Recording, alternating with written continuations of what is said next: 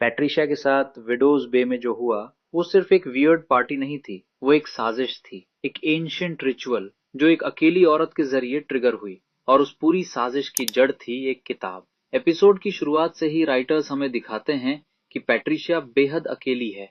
Farmers market में वो लोगों से कनेक्ट करने की कोशिश करती है, लेकिन कोई उसे सीरियसली नहीं लेता। यही लोनलीनेस उसे एक इजी टारगेट बनाती है। जब वो बुक्स वैन में जाती है और इट्स योर टर्न किताब पाती है, उसका डेस्परेशन उसे मैनिपुलेट होने के लिए वल्नरेबल बना चुका होता है। इट्स योर टर्न कोई नॉर्मल सेल्फ हेल्प बुक नहीं लगती। जैसे जैसे पैट्रिशिया इसे पढ़ती है, उसका बिहेवियर बदलने लगता है। किताब उसे इंस्पायर नहीं कर रही, वो उसे गाइड, इन्फ्लुएंस और प्रोग्राम कर रही है। ये सेल्फ इम्प्रूवमेंट गाइड नहीं, बल्कि एक डार्क रिचुअल की रूल बुक जैसी महसूस होती है। यहीं से एपिसोड ट्रूली डिस्टर्बिंग होना शुरू होता है। किताब पढ़ने के बाद पैट्रिशिया बदलने लगती है। जो वुमन पूरी जिंदगी लोगों से कनेक्ट करने में स्ट्रगल कर रही थी, वो अचानक पूरी टाउन के लिए एक बड़ी पार्टी ऑर्गेनाइज करने का फैसला करती है।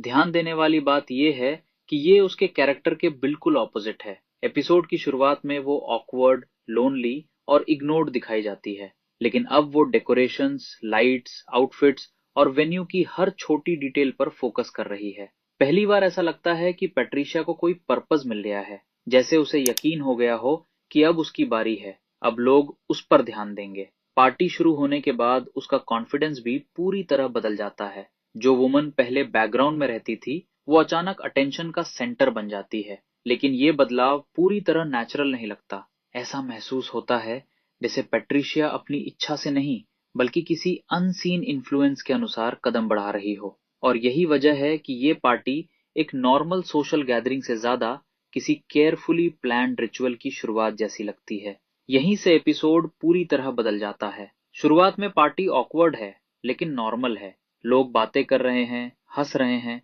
और पैट्रिशिया पहली बार अपने लाइफ में अटेंशन इंजॉय करती हुई दिखाई देती है। लेकिन फिर पंच सर्व होना शुरू होता है। पहली नजर में ये कोई बड़ी बात नहीं लगती, एक नॉर्मल पार्टी ड्रिंक की तरह ही दिखता है। लेकिन एपिसोड जिस तरह बार बार पंच पर फोकस करता है, उससे लगता है कि राइटर्स चाहते हैं कि हम इस डिटेल को नोटिस करें। और फिर धीरे धीरे कुछ बदलने लगता है। गेस्ट्स पहले जैसे नहीं रहते, उनके एक्सप्रेशंस अजीब लगने लगते हैं, उनकी स्माइल्स थोड़ी अननेचुरल महसूस होती हैं। ऐसा नहीं लगता कि वे ड्रंक हैं, बल्कि ऐसा लगता है जैसे वे किसी शेयर्ड इन्फ्लुएंस के अंदर आ रहे हों। सबसे इंटरेस्टिंग बात यह है कि पैट्रिशिया खुद भी पंच पीती है।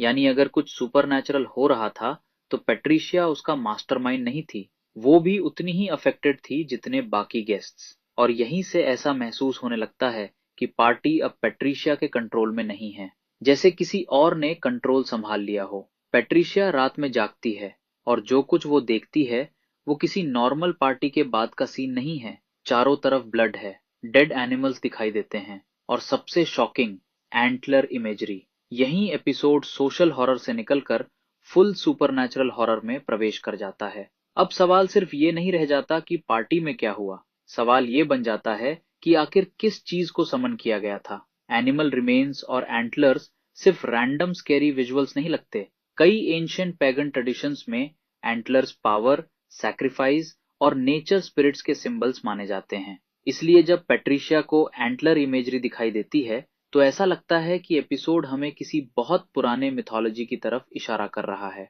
शायद आइलैंड पर मौजूद ईविल नई नहीं है, शायद ये फोर्स सदियों से यहाँ मौजूद है, और पैट्रिशिया अननोइंगली उसका वेसल बन गई। उसने रिचुअल क्रिएट नहीं किया, उसने सिर्फ उसे एक्टिवेट किया। लेकिन सबसे चिलिंग मोमेंट अभी बाकी है। एपिसोड के अंत में हम देखते हैं कि लोग बीच पर जल रही आग की तरफ बढ़ रहे हैं। कोई पैनिक नहीं, कोई कंफ्यूजन नहीं, कोई रेजिस्टेंस नहीं, बस एक अजीब सी शांति, जैसे वे जानते हों कि उन्हें कहाँ जाना है। यही मुझे लगता है कि रिचुअल अभी खत्म नहीं हुआ। पार्टी सिर्फ पहला फेज थी, और बीच फायर उसका फाइनल स्टेज। एंशिएंट रिचुअल्स में फायर अक्सर सैक्रिफाइस, ट्रांसफॉर्मेशन और रीबर्थ का सिंबल होती है।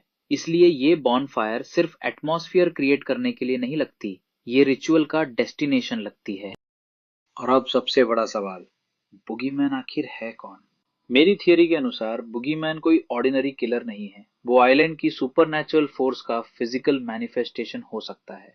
एक ऐसी एंटिटी जो रिचुअल्स के दौरान जागती है, जो लोगों को मैनिपुलेट करती है और जो इमोशनली वल्नरेबल लोगों को अपने पर्पस के लिए यूज करती है। यही वजह हो सकती है कि पैट्रिशिया चुनी गई, क्योंकि वो लोनली थी, ब्रोकन थी और इन्फ्लुएंस होने के लिए सबसे आसान टारगेट थी। मुझे लगता है कि ये पूरे सीजन के सबसे इम्पोर्टेंट एपिसोड्स में से एक है, क्योंकि पहली बार हमें लगता है कि आइलैंड पर होने वाली घटनाएं रैंडम नहीं है। उनके पीछे एक पैटर्न है, एक हिस्ट्री है, एक एंशिएंट फोर्स है जो धीरे धीरे सरफेस पर आ रही है। और पैट्रिशिया की स्टोरी शायद उसी मिस्ट्री का पहला बड़ा क्लू है। वो किताब पैट्रिशिया तक एक्सीडेंटली नहीं पहुंची, किसी ने उसकी लोनलीनेस को टारगेट किया और उसे इस रिचुअल का परफेक्ट होस्ट बना दिया। पैट्रिशिया विलन नहीं थी, बल्कि एक पॉन थी। और शायद बुगीमैन भी असली विलन नहीं है। असली इविल वो फोर्स हो सकती है जो आइलैंड के पीछे से सब कुछ कंट्रोल कर रही है। और पैट्रिशिया की पार्टी कोई एंडिंग नहीं थी, वो सिर्फ शुरुआत थी।